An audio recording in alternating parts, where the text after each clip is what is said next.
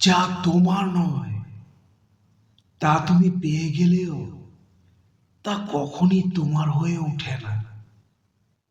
আর যা তোমার তা তুমি না পেলেও তা চিরকাল তোমারই থাকবে।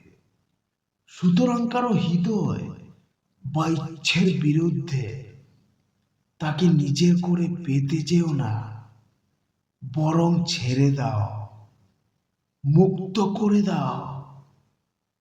মনে রেখো, কখনো কখনো মুক্তি মানেই সত্যিকারের ভালোবাসা। আবার কখনো ভালোবাসার গভীরতম রূপেই হতে পারে এক ধরনের বন্দিত্ব। কিন্তু এই জটিল এগুলো আমরা সহজে বুঝতে পারি না। এগুলো সময়ের হাতে ছেড়ে দিতে হয়। তাই যা নিয়ন্ত্রণের বাইরে, যা তোমার হাতে নেই, সেগুলো নিয়ে কষ্ট দিও না।